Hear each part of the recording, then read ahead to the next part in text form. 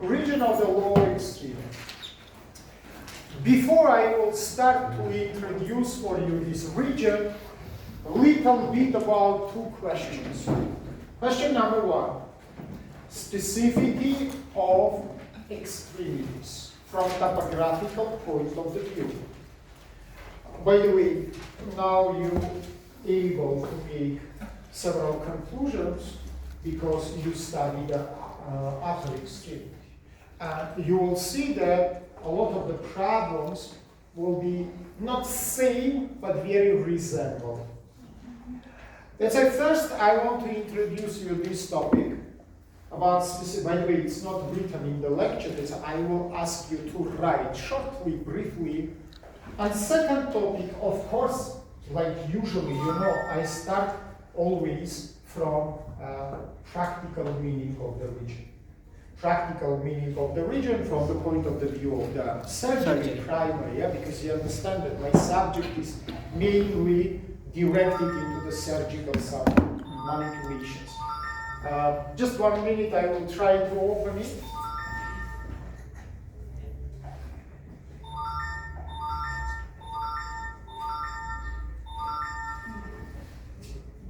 Log out.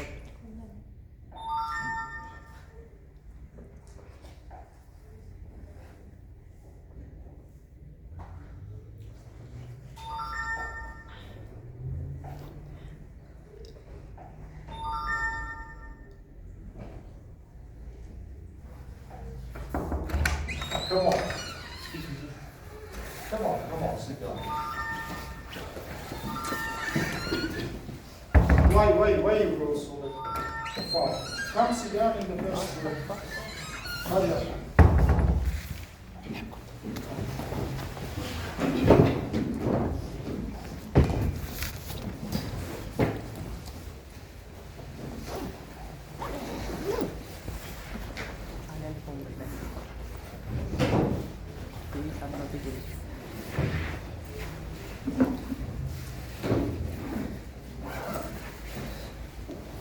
Okay, great. Here we go.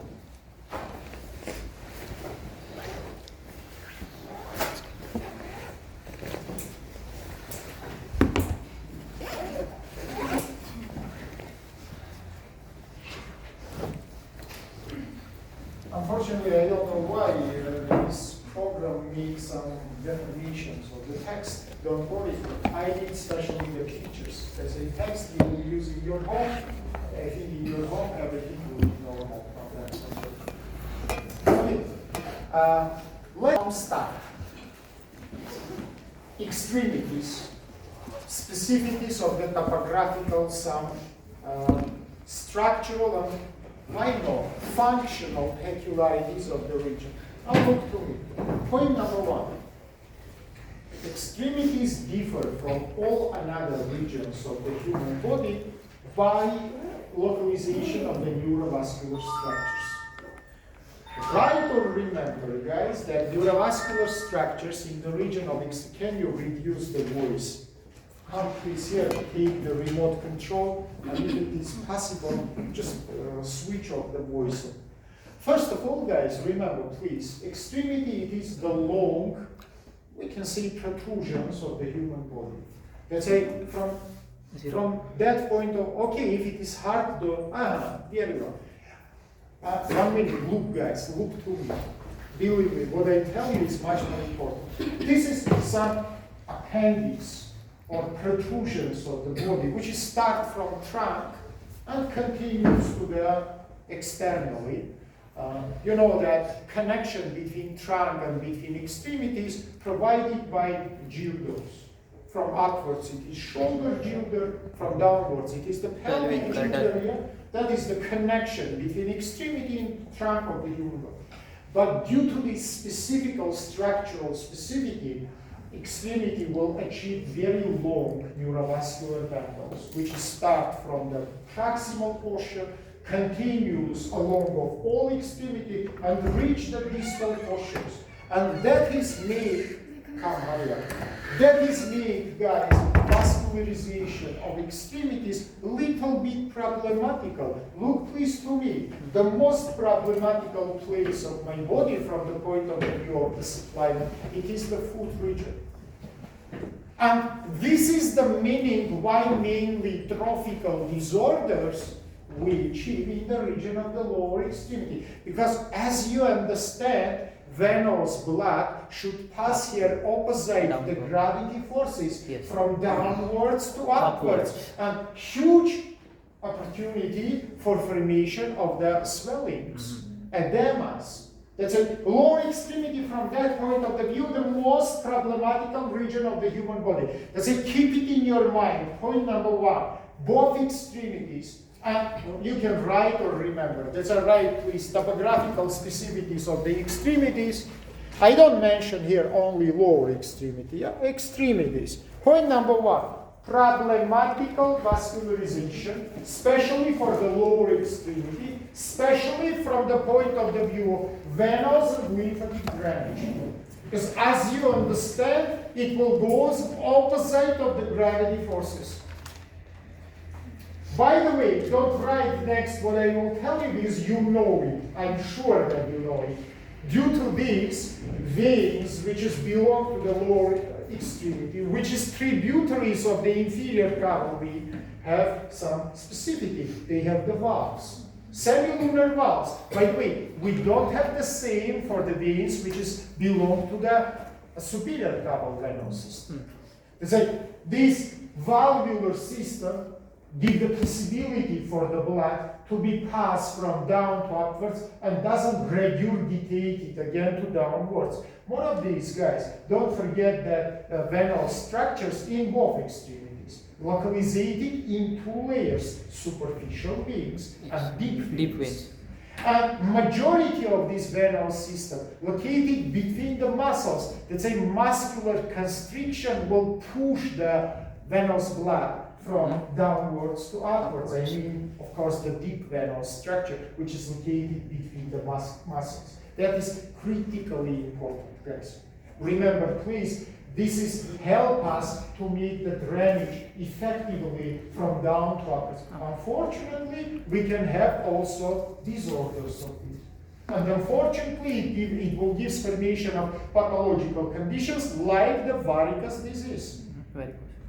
Varicose disease, guys, this is the accumulation of the blood inside of the vein, insufficient venous drainage, and venous regurgitation.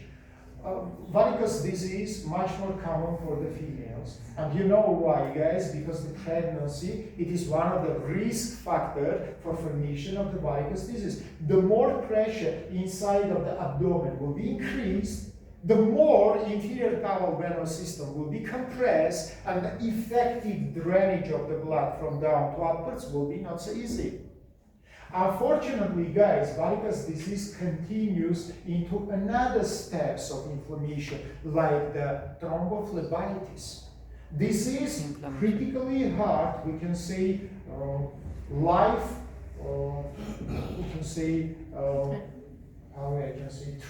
threatening conditions. Because if you will not make emergency treatment for the thrombus of the veins, you know that it can give that up to mortal complications, because the thrombs can be migrated by the blood flow and can close important vascular structures, for example, coronary vessels, or for example, brain vessels. And of course, you understand that very hard, up to mortal complications we can achieve due to this situation. This is critically important.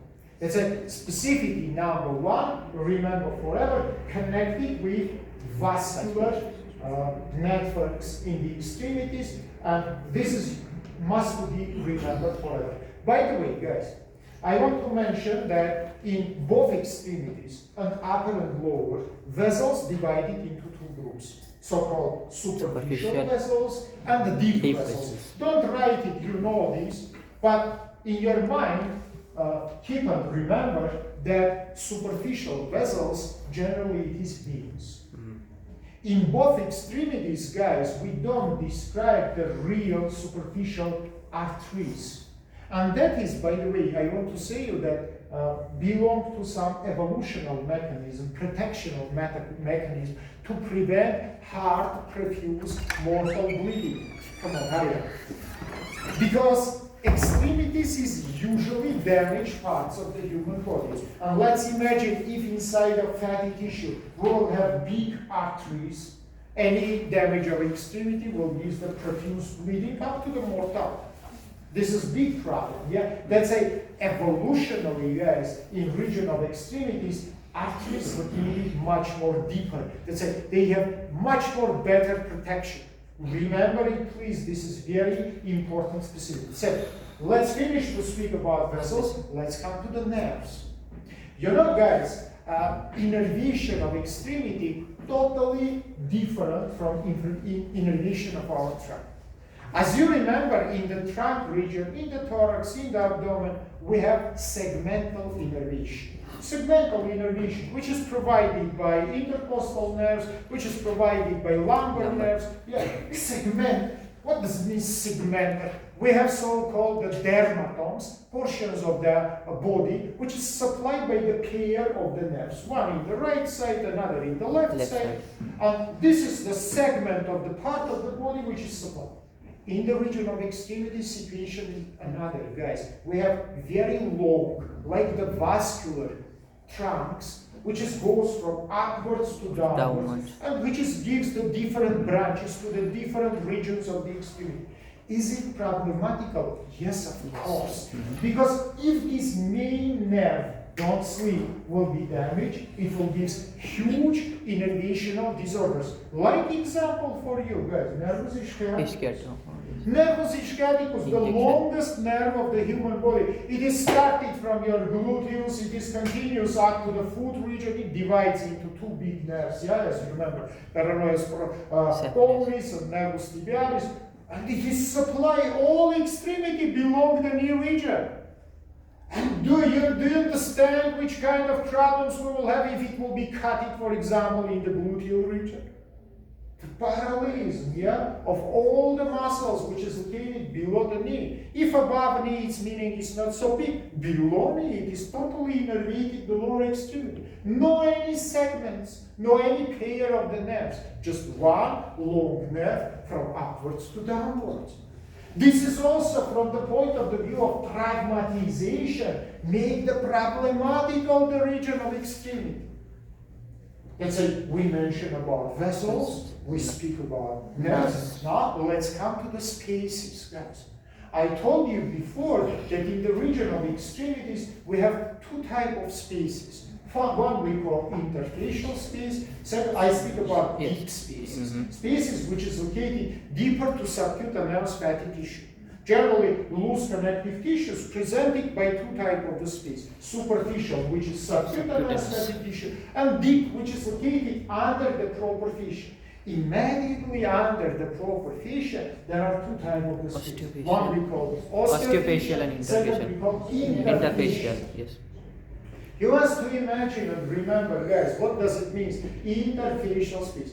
Generally, in all region of extremities, and upper and lower, proper fascia contain double layers. Superficial and deep. Look, guys, don't mix the superficial layer of proper fascia with superficial fascia. That's not safe. Superficial fascia, it is absolutely separated structure, which is always located inside of fatty tissue. Superficial fascia can split it fat into the layers. Superficial fascia can give the septus and divide the fat into the pockets. That is the meaning of the superficial fascia. Now we speak about deep one. Generally, from your anatomy, you remember deep fascia necessary to cover muscles. Deep fascia forms the capsules and separating different muscles to each other. Deep fascia, like the skeletal muscles, fuse with the bones. And deep fascia in the region of the extremities presented by two layers, superficial and deep layer.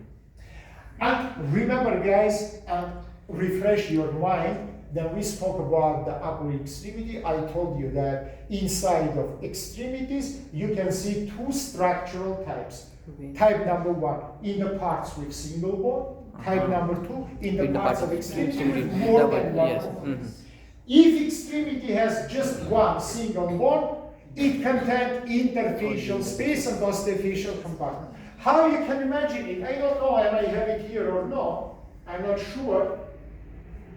Unfortunately, after this screens is put in our class, they remove the whiteboards and they cannot normally draw for you something and show for you something.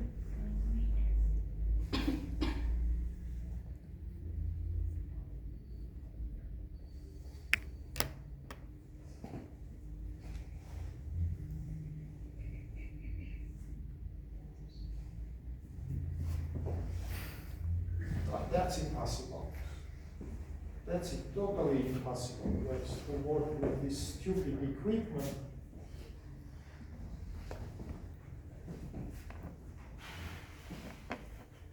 Okay, don't worry. No, I don't need the whiteboard. I want to see the slides, all the slides. Just put my slideshow, nothing more. It's here.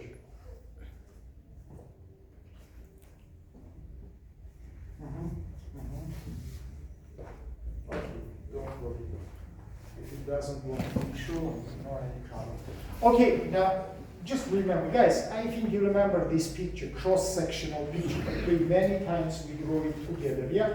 There are proportion, which forms the borders of our cross-section. Inside of it, the small ring, which is the bone. And from the proportion, deep layer continues up to the bone, yeah? And it forms the interfacial space. By the way, for example, in the region of the arm, we have two interfacial spaces. As you remember, it's medial and lateral. In the region of the thigh, you will see three interfacial spaces, medial, lateral, and posterior one. But anyhow, we have interfacial space only in part of the extremity with single bone.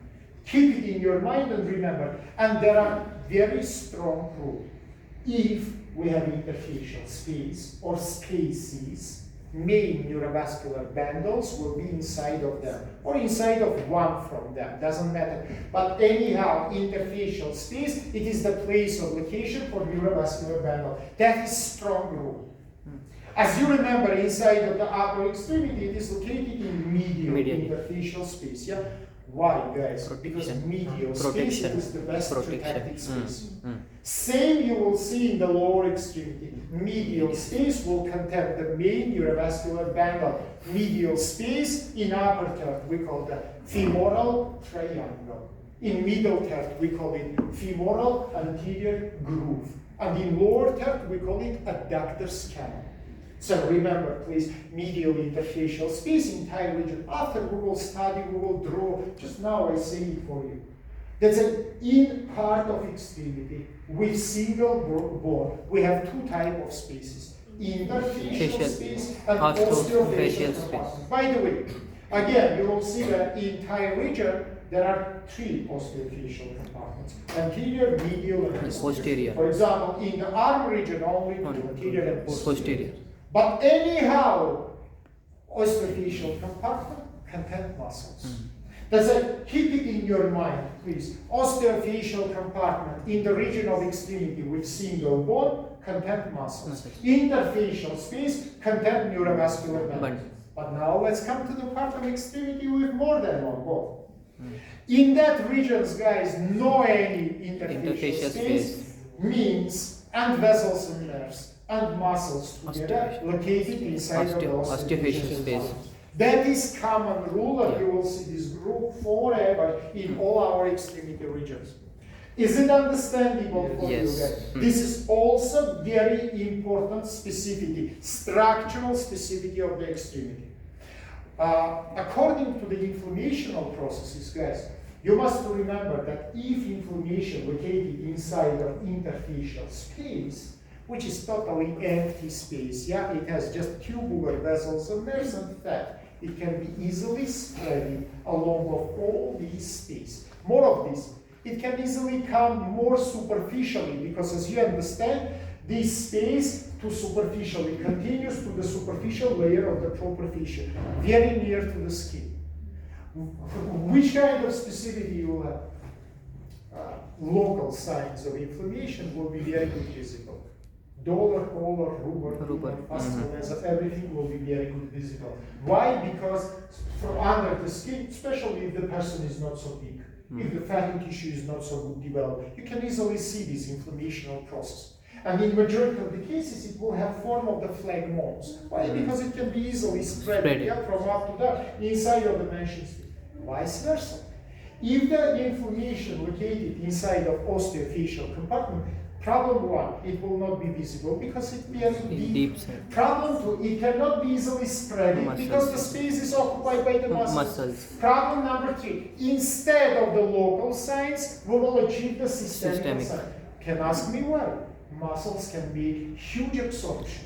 And any inflammation inside of the muscles gives very good developed systemical signs and symptoms like intoxication. Friends, inflammation inside of the fatty tissues doesn't give develop inflammation because your fatty tissues doesn't contain so much vessels and nerves. 2 minutes before I told you guys that inside of subcutaneous fatty tissue we don't have arteries. Inside of interfacial space we have main vessels, but we don't have networks. We don't have networks. For absorption we need the capillary networks. But here we don't have.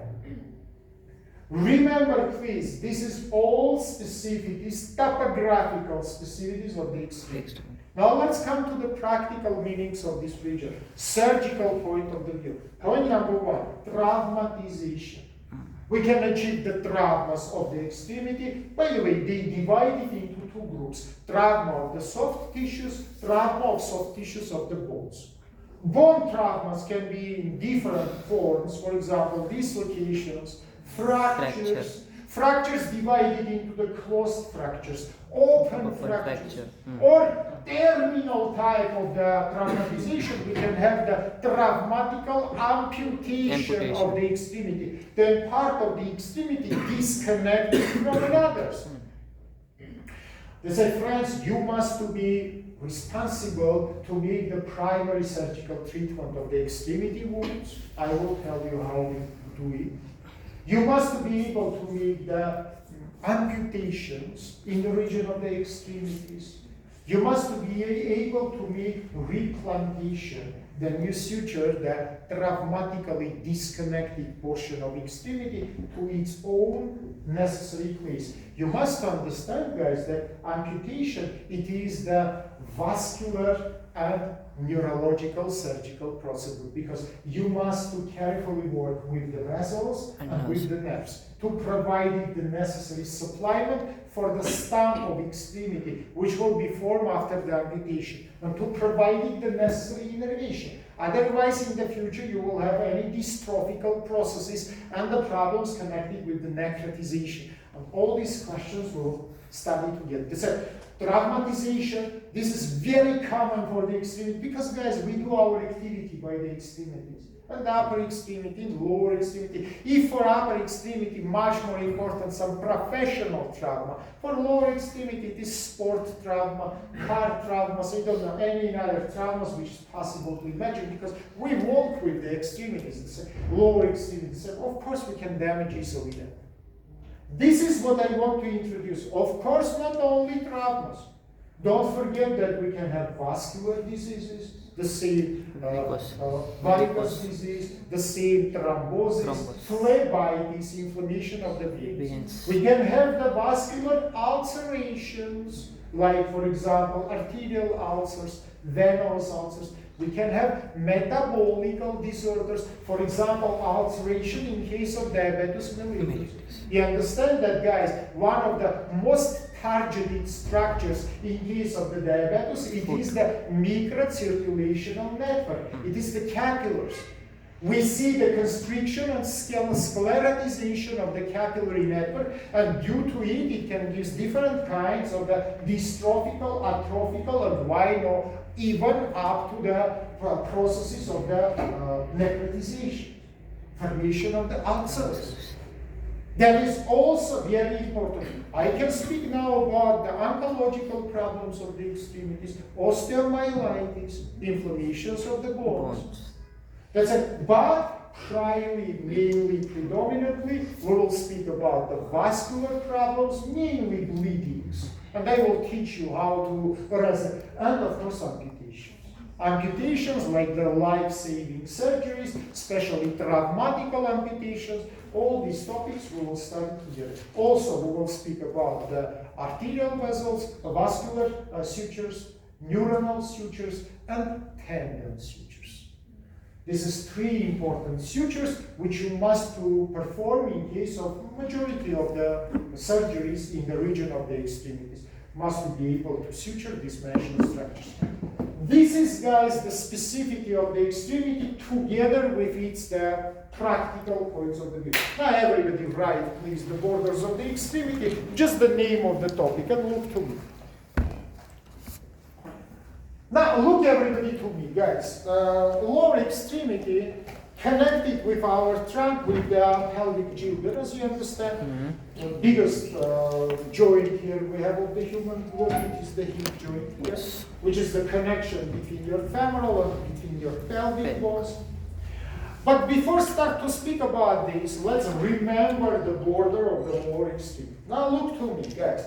Anteriorly, as you remember, it is anterior superior iliac spines, inguinal ligament, which is continuous up to your pubic bones. These mentioned structures border your extremity from your abdominal region from anteriorly. Now then you come to the back region, you see the iliac crest, you see the base of the sacrum, and the imaginary line which is connected it with the opposite side. Some literature describe it in much more easily. They take the highest points of the iliac crest and connect it by the horizontal lines, these highest points to each other. Let's say this is the borders of our lower extremity. You can see anterior, you can see posterior. Now, guys, try to imagine position of these described lines. Try to imagine position of your inguinal ligaments and the horizontal lines which I described for you little bit before. You will see that they located not in the same level. Compare, please, these described borders with the border of your arm region. You remember circular line. Circular line, yeah, we find the inferior margins of major pectoral and latissimus dorsi, and provided circular line. What can I conclude from this? For upper extremity, guys, anterior and posterior compartments equal to each other, because upper border, it is circular line. But then you come to the lower extremity and you find that anterior and posterior borders is not equal to each other. You understand that generally the size of your anterior and size of your posterior surfaces also will not be equal. You understand that generally posterior portions will be longer than your anterior portion because your horizontal line located near the 15 centimeter upwards to your inguinal ligament. More of these, guys, lower extremity is generally asymmetrical because in the back side we have the region which doesn't have anterior compartment. That is our gluteal region. I don't have anteriorly to the gluteal region, it's anterior portion. This is the region which is located only in the back. It doesn't have any interior. Again, compare it with the upper extreme. So we started from free extremity. It is arm region, which is absolutely equally presented anteriorly and posteriorly. But here situation is another. We have some, let's say, how I can say, asymmetrical and disproportional structure of the lower extremity. Is it understandable? Yeah. If you understand it, guys, let's now describe the distribution of the regions from upwards to downwards. Now, back uppermost region, we call the gluteal region. Anterior uppermost region, we call subinguinal region. Very narrow, small place. Why we call it sub? Because it's located behind the, not above, not below, but behind. What does it mean? She's inguinal ligament and the pelvic bones. Space which we will have between us, we will call subinguinal space. Generally, this is the gate for the biggest vessels of nerves, which is passed from abdominal region, from the region of the pelvis, from the region of the retroperitoneal space into the lower extremity. So once again, posteriorly we have gluteal region, anteriorly we have subinguinal region. You see these disproportions, anteriorly and posteriorly different region. Next one region exactly, it is femoral region. Femoral region in the back, femoral region in front. And again we see disproportion. If you will look to the sizes of the femoral region posteriorly and femoral region anteriorly, number 3 in our picture, you will see that anterior femoral region is bigger. Longer. It's much more bigger, approximately twice bigger than the posterior one. Why? Because anterior region started immediately from upper border of our extremity, posterior one no, sorry. Posteriorly backwards, first of all, we have the gluteal region, and only after. You can say, sir, what about subinguinal? Subinguinal doesn't continues in frontal plane, guys. Subinguinal located in the horizontal plane. So it doesn't occupy the length of your extremity. So remember forever, guys, posterior femoral region is smaller and shorter comparable with the anterior one. But starting from inferior border of femoral region, situation is improved. Because inferior border, it is circular line, which is located in the level of the upper margin of the patella. They say below it, all the regions will have anterior and posterior symmetrical compartments. Below your femoral region, we have the knee region. Below your knee region, we have the region of the leg. Below your leg, we have ankle joint region. Below your ankle joint region, we have foot region. All these regions which I mentioned for you have the compartment. Majority of them only to anterior and posterior. Ankle joint region has 4 compartments. Anterior, posterior, medial, malleolus, lateral, medial. Foot has 2. Dorsal surface, plantar surface. You know it. All these regions we will study together. That's why this is distribution, this is division of the lower extremity into compartment. Write the name of the first one, which we call the gluteal region. Radio glutealis.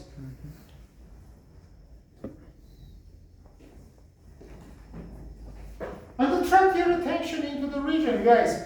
The region is important communication between pelvis and the lower extremity. From practical point of the view, it is the gate. It is the gate for vessels and nerves, which is come from pelvis region.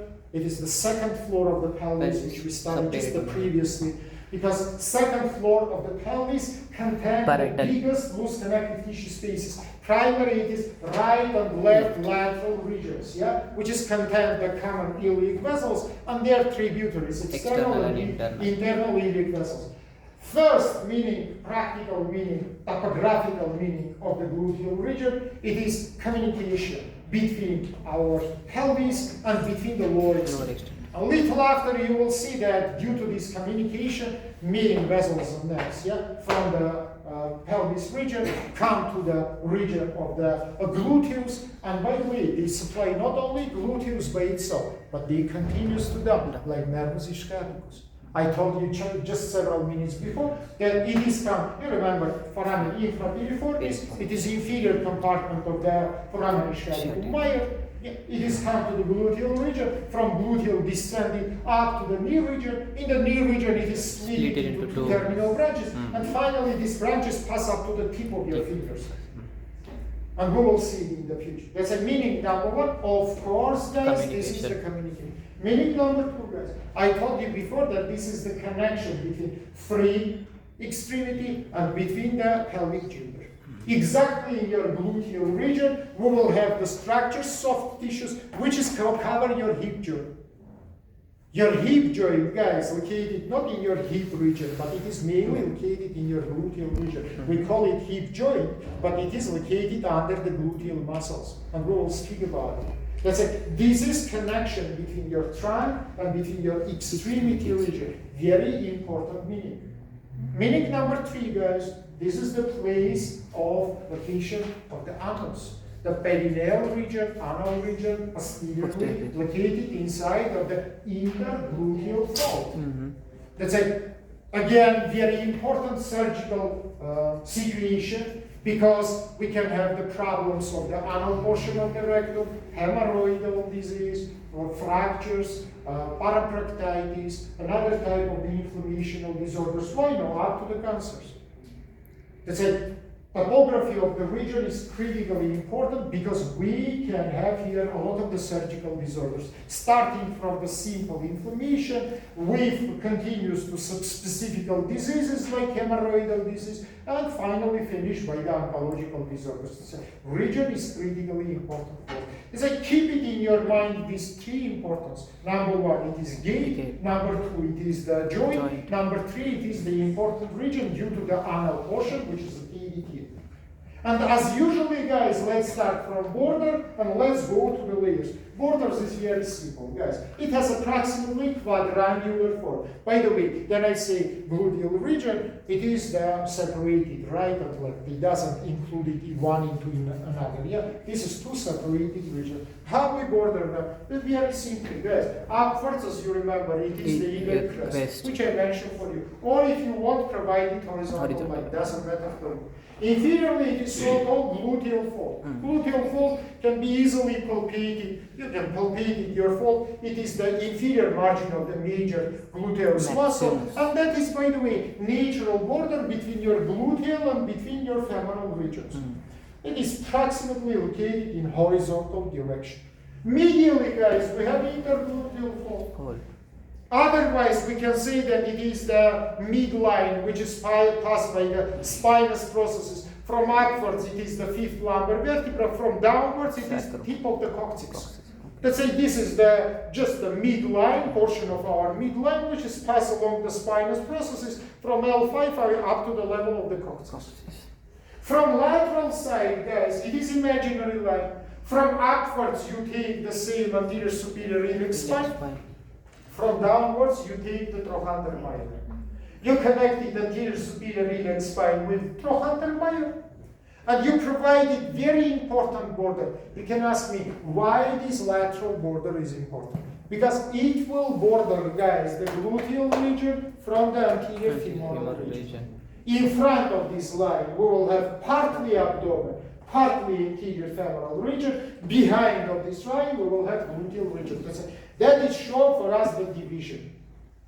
We don't forget that from, say, anterior superior iliac spine, your inguinal ligament will originate it and continues to down, which is bordered your femoral region from upwards.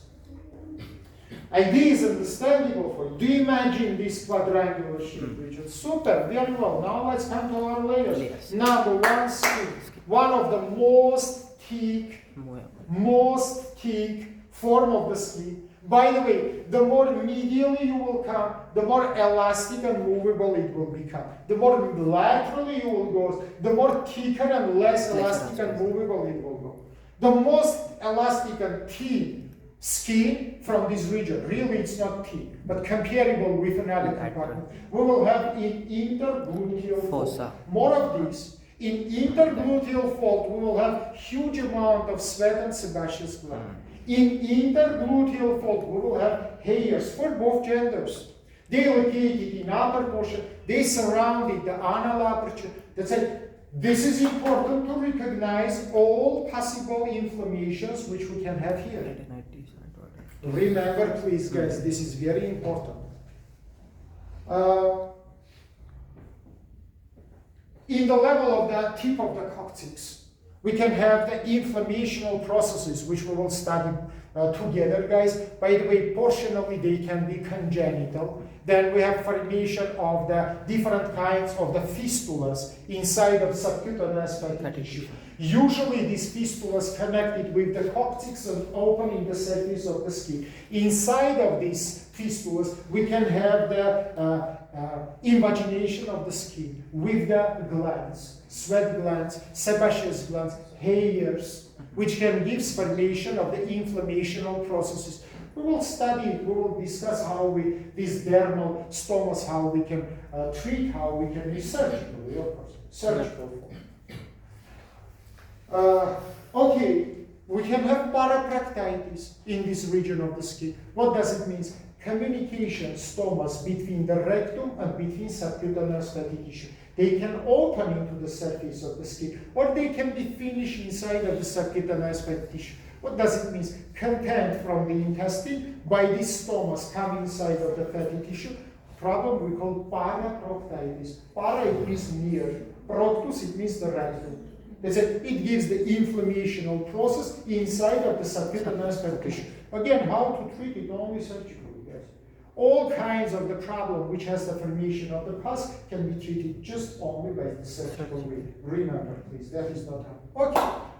Under the skin, we have subcutaneous fat tissue. Again, guys, specifically, in the lateral portion, it is not so much developed. The more you come to the medially, the more developed subcutaneous fatty tissue you see. By the way, region, it is the place of accumulation for the fat, especially for the females. Especially for the females, guys. Fat is good developed in middle portions, but it's not good developed in the most medial part, in the fossa interglutealis. Here, subcutaneous fat tissue is very bad developed. If you will put your finger, for example, in the region of your coccyx, or in the region of your sacrum, you will see that here under the skin, we don't palpate it so much subcutaneous fat tissue. By the way, approximately same we have in the lumbar region. As you remember, in lumbar region also, the more medially you come, the less developed subcutaneous fatty tissue. And along of the vertebra and downwards also, there's fat. Generally, remember, that is evolutional quality. Your vertebra will have minimal soft tissues, which is covering. Because the more soft tissues you will have along of the vertebra, the more hard will be all flexional, extensional movements of it. That's it. Evolutionally, just on the level of the vertebra, subcutaneous fatty tissue is not good developed. And the same we have inside of the intergluteal fold. Subcutaneous fatty tissue, great developing in middle portion. By the way, the more laterally you come in the level of the bones, again it is stem not so much developed. That's why we can palpate it our anterior superior spine. That's why we can palpate it our trochanter major. Why, guys? Because again in the lateral portion, fat become less developed. Exception for the very big peoples, with huge accumulation of the fat in this region. In that case, palpation of these bones can be critically hard or impossible. But for the normal constitutional type like all of you, it is very easy to palpate these structures. By the way, that is necessary bone landmark for different kinds of surgical manipulation, for different kinds of diagnostical manipulation, especially anterior superior spine. You see, so many times we use it to provide the inguinal ligament to understand the position of subinguinal space. Very important region. Subcutaneous fatty tissue by superficial fascia split it into two layers, superficial layer and deep layer. And again, I want to remind you that superficial layer has pocket of structure. Do you remember the lumbar region? Yes. Everything is same to the lumbar region. Yes. From superficial layer, septas come to the skin. They divided the fatty tissue into very many pockets. Inside of the superficial layer, we have superficial nerves.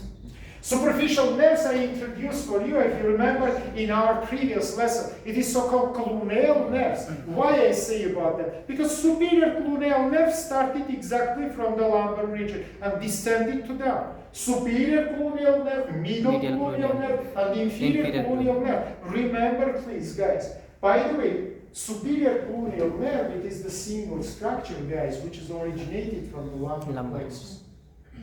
Middle one comes from sacral. Inferior one, it is branch of nervus cutaneus femoralis posterior, which is also comes from the sacral plexus. Generally, keep it in your mind. Lumbar structures will be anterior. Sacral structures posterior. For example, biggest branch of the lumbar plexus, it is nervus femoralis. Nervus femoralis passes by anterior region. Biggest structure of the sacral plexus, of course, nervus ischiaticus. Nervus ischiaticus passes by the posterior. Let's say this is easy memorization for you. But cluneal nerve, superior one, it is exceptional. It is originated from posterior branches of the lumbar nerves. Then it is descended to our region. And these three nerves together make the innervation of the region. By the way, this innervation is very resemblable to segmental innervation. This is single portion of the lower extremity which have segmental shape innervation. Three nerves, one is innervated upper portion, second innervated middle portion, next innervated lower. All other regions of extremities, guys, will be innervated by trunk-shaped nerves, which is passed from up to down, and which gives the branches into the subcutaneous fatty tissue. Here it is exception. Then in one region we have three horizontally located structures, and each one may, why I mention it. This is important in the future if you will work in the neurological practice. For example, there are fractures with the damage of the nerves, and you try to check the sensitiveness of the skin. If it is segmental innervation, just by the upper segment, middle segment, lower segment, you can understand approximately function of which nerves is decreased. Then we have continuated nerves, guys. That is impossible because there are one nerve which is passed from up to down and which gives the several branches. You cannot check any segmental innervation and the violations of the segmental innervation. Okay, now let's go to deep layer of subcutaneous fat tissue. As you remember, we call it massa adiposa lumboglutealis. I told you last time that it is communicated with the lumbar region. It has the venous network, no any arteries, guys. We have the veins. And due to this, it makes problematical absorption of any medicine which you will inject it inside of the fatty tissue. Let's say in gluteal region, as you remember, we divided gluteal region into 4 quadrants. How we do it? Upwards, as you remember, you take the midpoint of your iliac crest and provide it vertically to down. From downwards, you take the line which is located 1 finger above the trochanter minor, and provide it again horizontal line. By these 2 crisscross lines, you divide the gluteal region into 4 quadrants. Upper lateral, upper medial. Lower lateral, lower medial. And we make injections only in the upper lateral quadrant. As you remember, guys, here, number 1, musculus gluteus maximus located very superficially because it is come to the trochanter minor and fused with it. And number 2, no any big neurovascular bundles. That's it. We easily inserted our needle into the muscular layer. We achieve our goal because medicines will be absorbed, especially antibiotics, of course, will be absorbed only from the muscles, not from the fatty tissue. Unfortunately, a lot of the times we see formation of post-injectional phlegmonas. Then by mistake, or by very short, due to the short needle, or due to the very big and very developed fatty tissue, you don't achieve the muscular layer. You injected medicine inside of the fatty tissue, it doesn't absorb it, and during the time it gives the inflammation. In that case, guys, in horizontal position of the patient, in the bed position, easily this pass from down can be spread to upwards to the lumbar region with formation of the lumbar gluteal phlegmons. Remember, please, that is the phlegmons which is located in deep layer of subcutaneous fat tissue. Let's continue. Next layer, which you see immediately in our picture, this is the proper fascia. As I told you before, proper fascia is double layering structure. This is the region of extremity with more than one bone, because here we have the pelvic bones, here we have the sacrum. There's no any interfacial space. Instead of it, we have osteofacial compartments. Generally, guys, proper fascia here split it into 2 layers only for one muscle, and this is musculus gluteus maximus. It forms the complete sheet for the musculus gluteus maximus. By the way, along this muscle, upwards, proper fascia fused with the iliac crest. Medially, it is fused with the sacrum and the coccyx. Laterally, it is fused with the trochanter minor. The most developed place for the proper fascia, it is the lateral portion in the level of the trochanter minor. If you will look here into this proper fascia, you will see that it has tendon-shaped form, and it's not transparent. For example, in other places under the proper fascia, you see the muscle, but here you don't see the structures because it's very thick. It is aponeurotical shape. And here it forms the special structural unit, which we call tractus iliotibialis. Why iliotibialis? Because from trochanter minor, it is continuous to upwards to the anterior superior iliac spine. To downwards, it is goes to the down. It is come to the gerbi tuberositas of the tibia and fused with it. Let's say, guys, along of all your femoral region in the lateral surface, approximately 5 centimeter length, we have very thick very great developed proper fascia, which is called tractus iliotibialis. Remember, please, from trochanter major upwards to anterior superior iliac spine, from trochanter major downwards to the tuberositas tibia, anterior tuberositas. That's it. All this lateral portion occupy with this very thick. Why it is important? If you will make sometimes, if, for example, fat in the gluteal region is very great developed, we make the intramuscular injections in the lateral surface of the femoral region. This region also acceptable for us. Why? Because muscles is great developed and don't any big vessels and any big nerves, mainly big vessels and nerves located in the medial surface of your lower extremity. Again, it is the natural room for extremities. Guys, medial surfaces is much more protected. Lateral surfaces, vice versa, it is open surface. And then you will insert it needle in this region. You must be careful because you will even listen this voice that the needle pass from the proper fascia. It's so thick that it gives even some voice, something like this. Then it is passed through this proper fascia. Don't be confused. That is due to the great developed proper fascia, which is called tractus iliotibialis. This is the huge gray shape. Really, when we make the surgery, you see this aponeurotical structure, which is passed strongly along this lateral surface of the femoral region. Sometimes we need to make the fascectomy here. If under the fascia there are pus in the deep spaces, we prolongly cut this fascia to give the chance for the inflammational process to come to the superficial for the drainage of it. Yeah, fascectomy, guys, this is common surgical procedure in case of the deeply located inflammational processes. We cut the fascia to decrease the pressure in the internal surfaces and to give the chance for the internally located inflammational process to come to the outer center. For example, we can do the fascectomies and myotomies in case of the anaerobical gangrenes.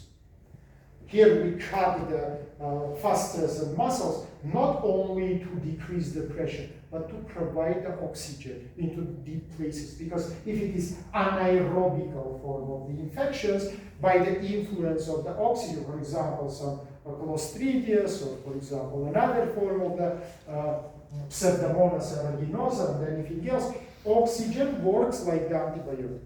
It is kill the anaerobical microorganism and give some therapeutical effect for us. Fascectomy, remember please, especially here because it is the thickest place of the proper fascia. Okay.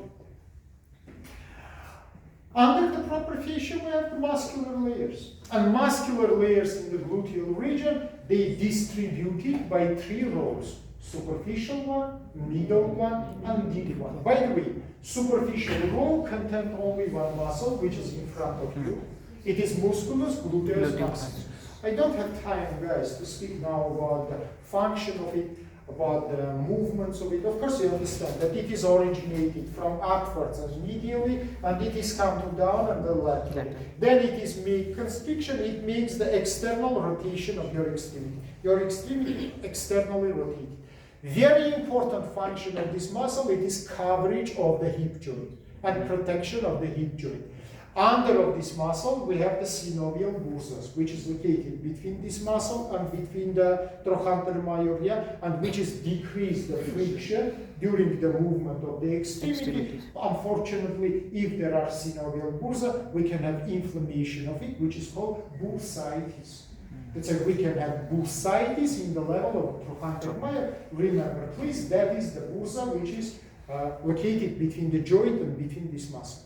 Muscle from upwards fuse with the base of the sacrum. Muscle from upwards fuse with the superior margin of the iliac crest. Muscular fibers, as you can see, pass from upwards to downwards, from medially to laterally, come to the level of the trochanter major and fuse with it. But what is important, guys, part of these muscular fibers in the level of trochanter major become to the aponeurosis, fused with the proper fascia, and together with the proper fissure forms the tractus iliotibialis. By the way, one more muscle will be fused here with proper fissure. It is musculus tensor fasciae lata. That is the muscle which is located in anterior femoral region, again along the imaginary line which we described, which is dividing anterior. Let's say these two tendons, tendon of musculus tensor fasciae lata, portionally tendon of musculus gluteus maximus, join the proper fissure, make it very thick, and forms the tractus iliotibialis, which we discussed several minutes before together. Is it understandable for you guys? Super, I am very happy. Now let's remove this first layer of the muscle and let's become to the middle layer of the muscles. Unfortunately, guys, you have not normally remember it. By the way, this is the most important layer. Write the small sentence, please, between superficial and middle layer of the muscles. We have deep loose connective tissue. We have deep loose connective tissue, which is contained the main neurovascular bundles of this region. Main neurovascular bundles of this region, which is contained main neurovascular bundles of this region. Now attract your attention into this picture. What do you see, guys? Gluteus maximus is removed. Under of it you see 6 muscles from up to down. And between the gluteus maximus and second layer of the muscle, you can see loose connective tissue with yellow, red, and blue structure. Consequently, with the vessels, nerves, and arteries, veins, which is located here. How they come to outside? Foramen ischioticum major, guys. By foramen ischioticum major, they come to outside. You can see here foramen ischioticum major. By the way, one ligament we need to have, which is called sacrospinal ligament. Yeah, below sacrospinal we have sacrotuberal ligament. This sacrospinal inferiorly formed foramen ischioticum major. Between sacrospinal and sacrotuberal we have foramen ischioticum minus. Yes. Major located above the sacrospinal, minor located below the sacrospinal. And just in midpoint of this foramen ischioticum major, we have musculus piriformis.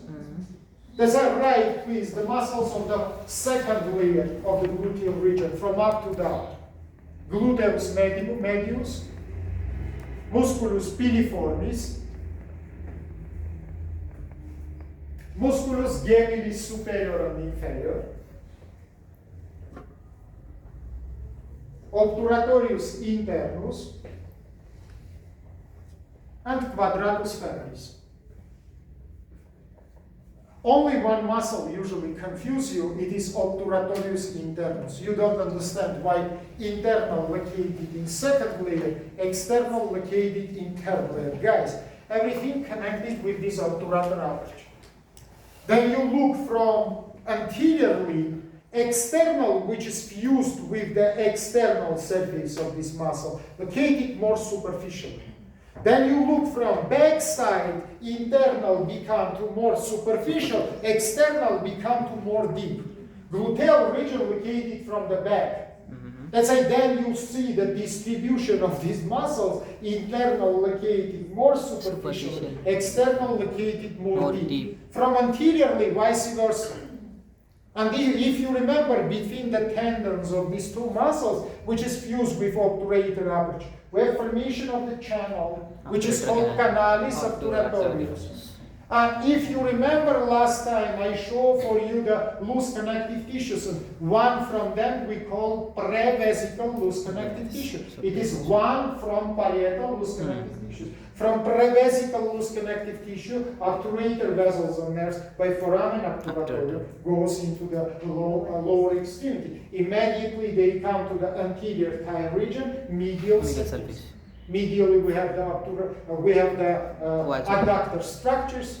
Yeah, it is the long adductor, short adductor, gracilis muscle, magnus one, and they make the innervation and make the supplement of these structural units. Let's remember, please, how they located. Just behind of your gluteus maximus, you see gluteus medius. Then you see musculus piriformis, which is divided foramen ischiaticum major into supra and into infra. Below it, you see two gemellus muscles. Between gemellus muscles, you see obturatorius internus, tendon of it. And finally, lowest one, it is quadratus femoris. Say 6 muscles in the layer number 2. Right, please, layer number 3. Only 2 muscles we describe. Number 1, it is the musculus obturatorius externus, deep to the internus one, and gluteus minimus. Under the gluteus medius, we have gluteus minimus. Look, friends, proper fissure completely cover only gluteus maximus. Second layer of the muscles covered by proper fissure only from back. Third layer of muscles doesn't cover by proper fissure at all. And this is understandable. And remember, guys, complete capsule from all these muscles has only one. It is the gluteus maximus. Another muscles doesn't have the complete capsule. This is also important surgical information because you must be able to recognize and cut this proper fissure during the surgical performance. Write the name of the topic, neurovascular structures. Neurovascular structures.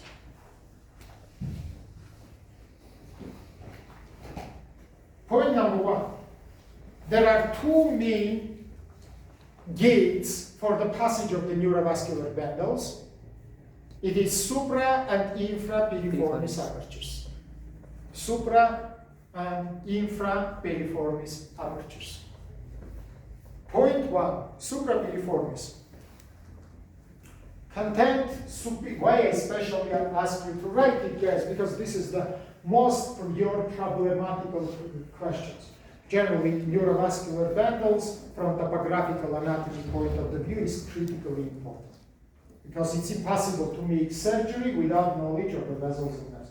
So write please, superior supragluteal aperture, content the superior gluteal neurovascular bundle, arteria vena nervus gluteus superior. By the way, guys, for majority of the neurovascular structures, origins will be same. For artery, internal iliac artery. For the veins, it is drained into the internal iliac. For the nerves, it is the sacral plexus. That's it. All another nerves which you will see, and all another arteries which you will see, will have the same origination. For the vein, the same drainage. Now write, please, the branches of arteria glutea superior.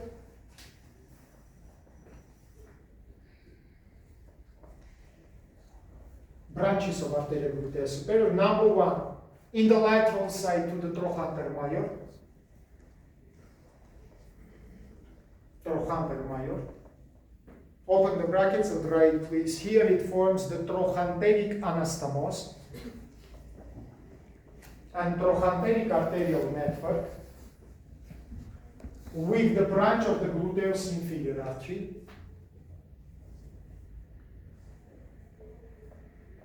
Number 2, biggest branch to the gluteus maximus muscle.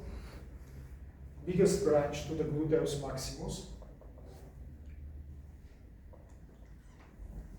Gluteus medius, gluteus minimus.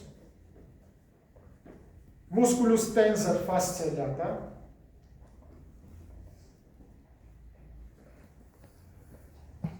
Musculus tensor fasciae lata. To the lateral side, upwards, it gives the branch towards the anterior superior iliac spine. It gives the branch towards the anterior superior iliac spine. And it gives the nutritional branch to the hip joint. It gives the nutritional branch to the hip joint.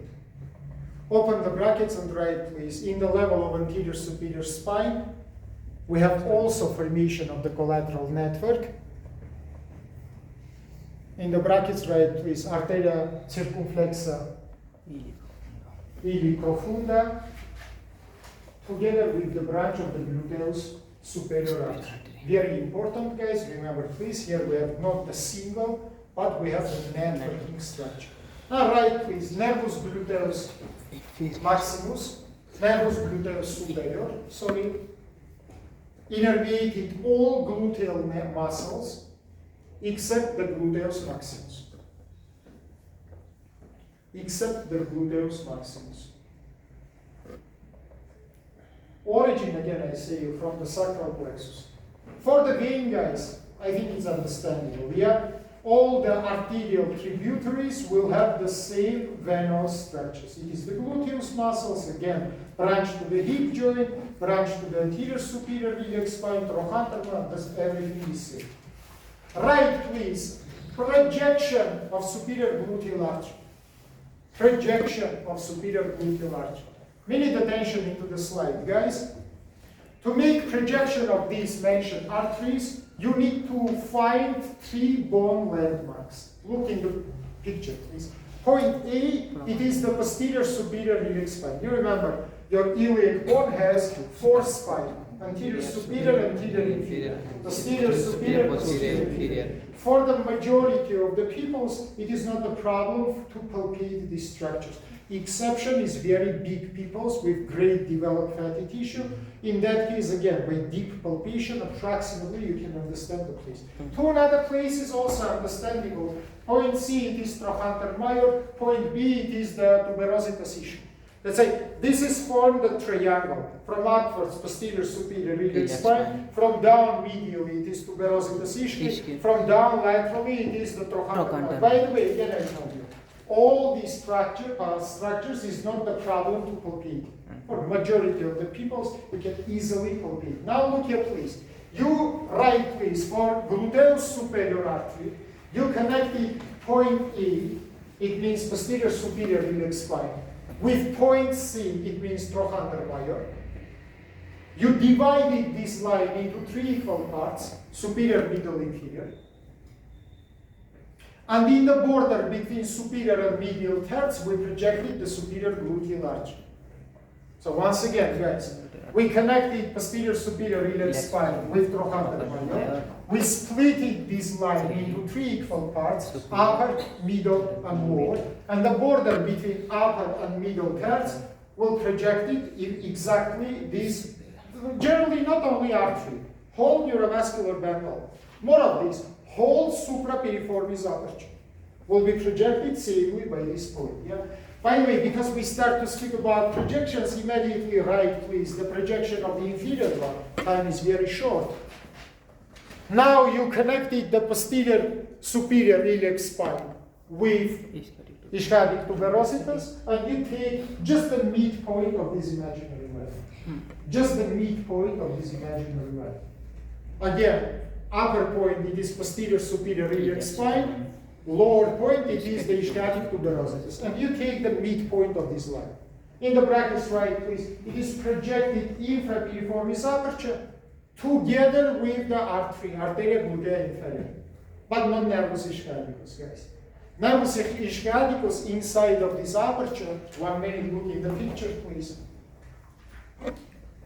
Inside of this aperture, nervus ischadicus has the most lateral position. That's why its projection will be located much more laterally. That's why for nervus ischadicus, we make another projections, guys.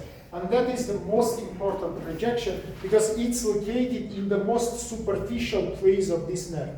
Then the nerve passes below gluteus maximus in the level of the gluteal fold. This is the most dangerous place for the nervus ischadicus. Why, guys? Because it's located just under the proper fissure. After, then it is come to the posterior thigh region. It is continuous inside of the posterior femoral groove. From one side, semitendinosus membranosus, from another side, biceps femoris. And it's located much more deeper and protected. But in the level of the gluteal fold, it posited superficially. And due to the bad developed fatty tissue, because in the fold regions, generally, fatty tissue is also not so much good developed. It can easily, and especially for the pediatrical patients, Generally in the not childhood, fatty tissue is not good developed. Here even, for example, 2-3 centimeters, not so much deep wounds, traumas can damage nervus sciaticus with awful complications. Let's say this projection, write and remember, it's very easy, guys. Imaginary line between tuberositas ischia and Trochantermeyer midpoint. Let's say from laterally you take Trochantermeyer, from medially you take ischia tuberositas, and exactly, sometimes in the books it's given in more easy way. Midpoint of the gluteal fold. Just skin fold. I don't like it because you understand, guys, for different people's size of the gluteal region, size of the gluteal fold can be different. It can be descending to down due to the gravity forces. They say much more better for us to find unmovable landmarks, the bone structures, to measure the distance, to find the midpoint and connect it to it, make our. For another structures, due to the time is short, I will not give you exactly the branches, just write please. Inside of the foramen infrapiriformis, we have two neurovascular bundles, and we have two separate nerves. Two neurovascular bundles and two separated nerves. From medial to lateral, the first neurovascular bundle we call the internal pudental neurovascular bundle. In the brackets write please.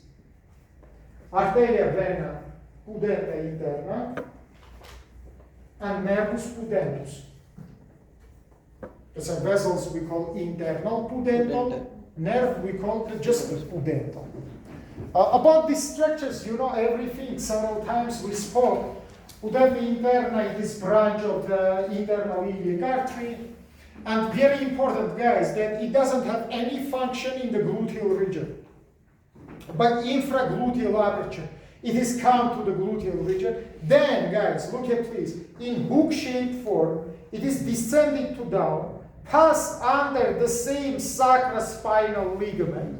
And here we have special channel which is located below it and which we call Alcock's channel. This is the channel which is connecting gluteal region with the inferior compartment of the pelvis, which we call fossa rectalis. Let's say, guys, what we have now. Look, 3 structural units. 1, 2, 3. I am second floor of the pelvis. She is foramen infrapiriformis. He is third floor of the pelvis. Let's say transitory structures from me come to our friend, but she didn't take this structure. She immediately passed them into the third floor of the pelvis. Let's say they transitory pass from the gluteal region. It doesn't supply anything inside of the gluteal region. Finally, they reach to the third floor of the pelvis. Why? To find the anus and to make here our supply. Artery will supply the lower third, nerve will make the innervation of the lower third, will give the branches to our genital organs, pudendal nerve. Remember, keep it in your mind, this is neurovascular bundle which doesn't have any meaning in the gluteal region. Second one, it is of course inferior gluteal neurovascular bundle. Everything is simple, guys. What is not supplied? The superior gluteal, supply the inferior gluteal. Yeah, for example, nerve is innervated gluteus maximus. I told you that except it, all others is innervated as superior one. Then you have nervus sciaticus. Then you have nervus cutaneus femoralis posterior. This is 2 structures which is originated from the sacral plexus. Nerve is close to the innervated posterior surface of the skin of the femoral region. About nervus sciaticus, I told you, under the proper fascia from gluteal region, from midpoint of the gluteal fold, it descended into the femoral region. In femoral region, from up to down, it is passed approximately strongly by midline. By the way, the more down it goes, the more deeper position it will achieve because it inclinated inside of the posterior femoral groove. And finally, guys, remember the rhomboid fossa? And it's, in majority of the cases, reach the upper angle of the fossa poplitea, or rhomboid fossa, call it how you want. And here it is split into two branches. Laterally it is the peroneus communis, which after split it into the superficialis and the profundus, yeah? And nervus tibialis. Nervus tibialis strongly by midline of fossa poplitea continues to the posterior leg region. Peroneus communis come to the canalis musculoperonealis superior. Inside of this channel, it is split into two terminal branches, peroneus superficialis, peroneus profundus. Pure anatomy, which you studied before. Just what will be our difference for all these channels, for all these structures? We will take the please. And we will mention how you can achieve them, how you can open them, and how you can, because we can have the tunnel syndrome, then the nerve is compressed inside of the canal, and you must be able to open this channel, to decrease the pressure, to make drainage, blah, blah, blah, everything which is necessary. Unfortunately, time comes to conclusion. Of course, guys, we will continue to study this extremely up to the finish of our semester. Let's say, don't worry, don't think that you will study it self-independently. Number of your groups? 301 and 2. 0, 1 and 2. If I don't mistake, with one from